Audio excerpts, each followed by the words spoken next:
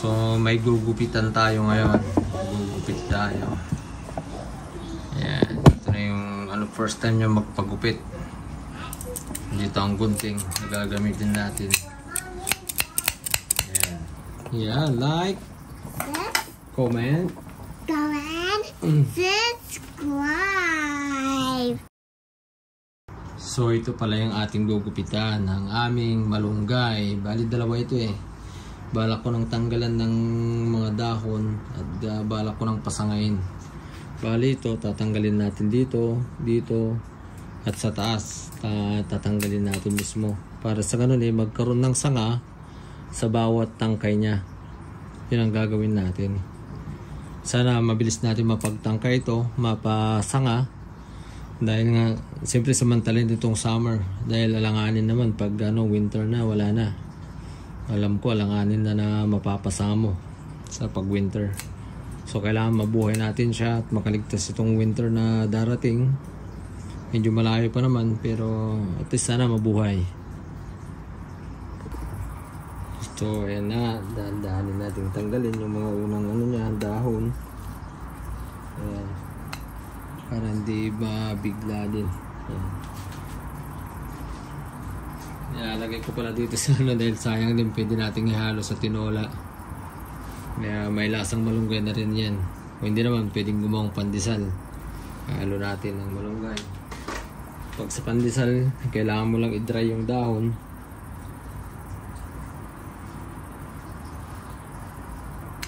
Ayaw.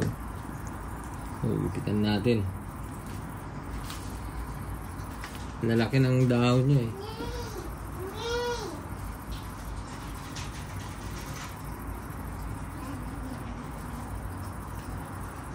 Ito yung dahon niya oh, parang laki. Oh. Healthy. So ayan, tatanggalin na natin. Parang ayaw kong tanggalin nga dahil hindi natin alam. Pero okay lang, tatanggalin ko na ngayon. Yun. Ito na, tinanggal na natin yung kanyang talbos. At hintayin natin makasanga ito. Yan. Ito na ang ating malunggay na si Eva. Ang pangalan natin ng Eva. Yan, si Ate Eva to eh. Nagbigay. So, yan. Bagupit. Para mabilis siya magsanga. Yan gagawin natin.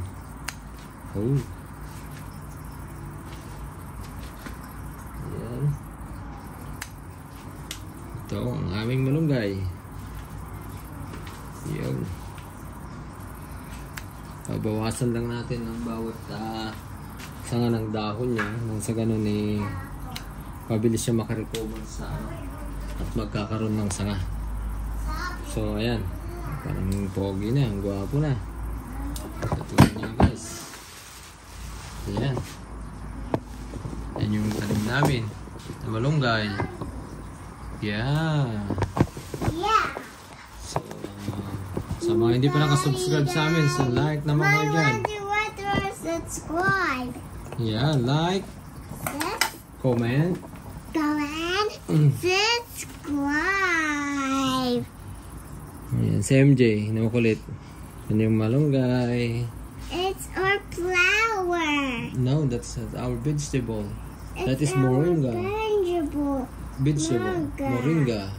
Because when the lagyan natin yung isa. Bali, nilagyan ko pala ng talim na dito sa ilalim mo. Sa baba niya. Hindi siya lumaki masyado. Bata pa to eh. Ilang pa lang. Anong tawag dito kanina? Pichay. Yan, bali natanggal na yung dahon. Yung ibang ganitong dahon minsan ginagawa natin dyan, nagiging pataba din siya. Yan ilalagay ko rin yan, tinatano natin. Lalaki ng dahon niya. Kita nyo guys? Parang pisong malaki noon.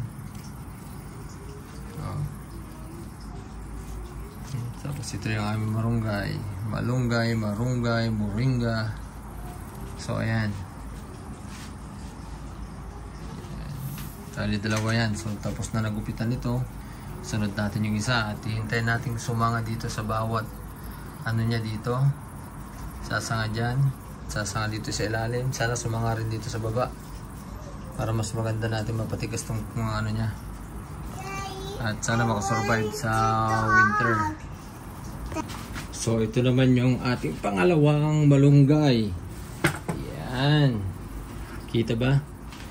Ito yung pangalawang tumubo, pero tignan nyo naman, parang mas malaki sa nauna. Grabe, nag-anuhan sila. Ang laki ng dahon, no? Tignan nyo. Lapit natin. Ayan, kita nyo yung dahon. Napaka-taba. Parang fresh na fresh talaga, oh. Tignan nyo yung dahon niya. Ang lalaki. Yan, oh. Mas inunahan niyang lumaki yung isa. Ito yung pangalawang tumubo, eh. Ilang linggo bago sumunod ito, mga 2 o 3 linggo. So parang wala pang 1 buwan naman, pero ang bilis eh. Ito may tumubo lang dito galing sa lupa na binili. Hindi ko alam kung ano to, kung anong klaseng kahoy. Try ko na rin itanim, gawin natin bonsai. Yan, itong mayroon ding pitsay dito. Yan, para may punting panghalo sa sinigang, diba? Ang easy gumawa ng mga pang-ulam kahit nasa ibang bansa ka.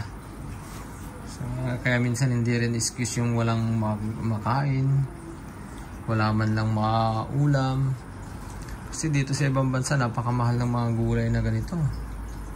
Iba yung gulay dito sa nakasanayan sa Europe, part ng Europe at sa Pilipinas. Yan, mayroon din naman binta dito pero siyempre mahal. So ito, tatanggalin na rin natin ng dahon. Kaya sa Pilipinas ang bilis tumubo ng mga malunggay doon. Dito pag winter na, sana mas mabuhay ito, makasurvive itong dalawang to. Para may malunggay tayo lagi. So ayan, salamat sa inyong panunod sa aming mga video. Huwag niyo pong kalimutan mag-like o mag-comment man lang. At sa mga hindi pa nag-subscribe, pa-subscribe po sa aming mga video.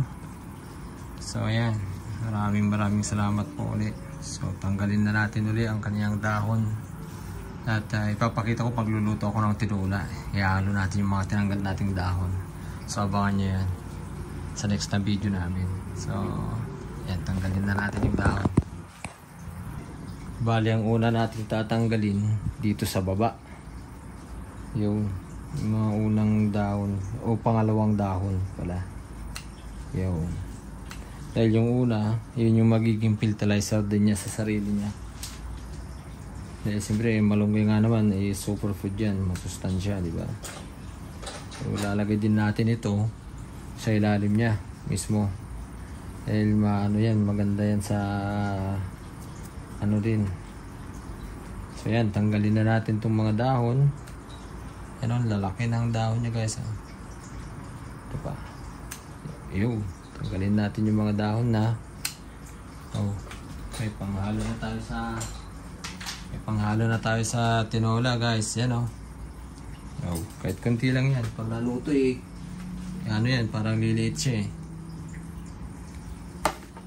Pero at least meron tayong lasang malunggay eh. Yun lang. Oh.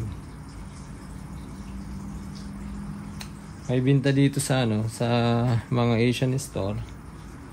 Parang yung iba frozen talaga.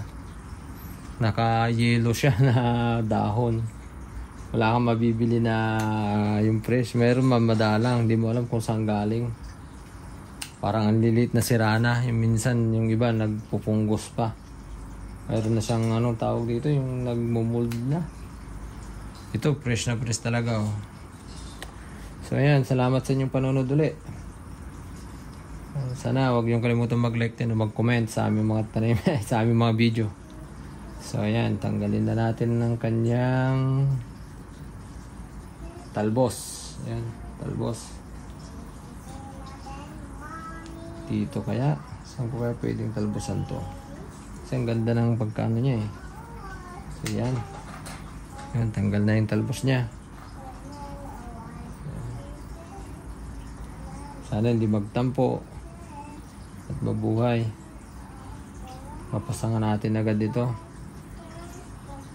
Yan.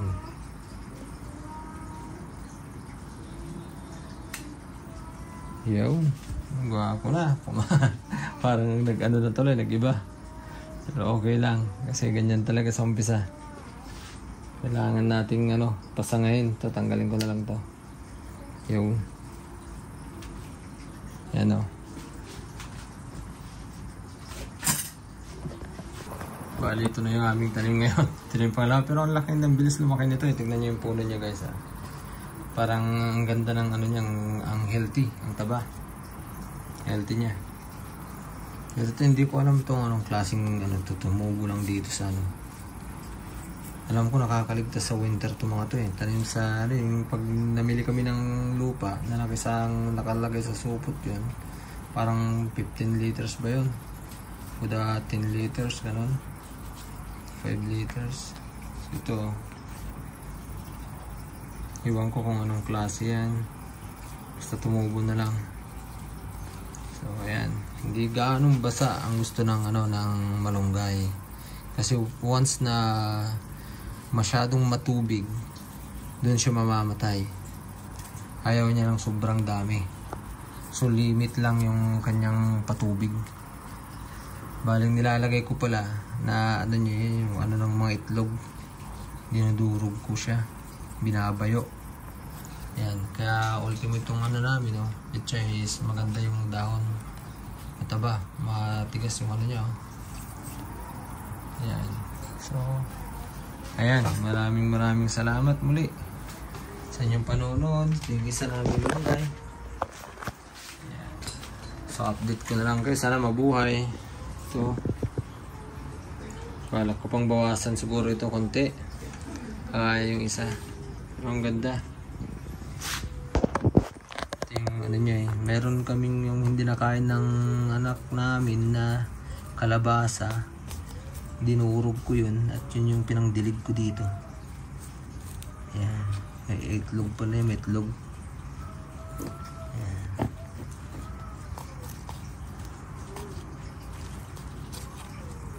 Ang bilis ang bilis niya lang lumaki. So ayan, sa naman, huwag nyo namang kalimutan mag-like or mag-comment o share sa inyong mga page. At subaybayan po ang aming mga video.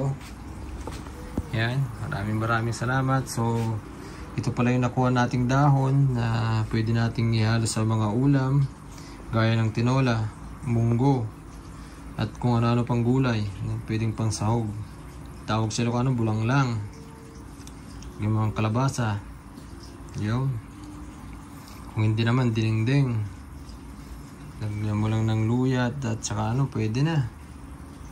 Yan, bili ka ng mushroom. Pwede mong lagyan din. Daming paghahaluan nito, super food talaga. So muli, maraming salamat sa inyong panonood sa aming video. At parang kami magsasaka dito sa Europe. Yan, parang magsasaka Pakita ko yung pala bago natin ito yung ampalaya natin. Yan. Yan yung update. Lalaki ng dahon din Kita nyo guys. Yan ang isusunod natin. Gumawa ako ng niya dito sa aming balkon. Yan, sarado yung aming balkon talaga. So para-paraan lang din ito para sa ating parang libangan pero nakakatulong sa ating pang-araw-araw na buhay. At saka anti-stress din yan. Yan, tulog na rin ang aming sampalok. Yan. Nakikita nyo yan? Yan yung panglaing. So may mga isda yan sa ilalim. So organic talaga. Walang halong mga fertilizer at kung ano-ano. So muli, maraming salamat sa inyong panonood sa aming video. Huwag niyo pong kalimutan mag-like, mag-comment at mag-subscribe. Salamat. Bye-bye.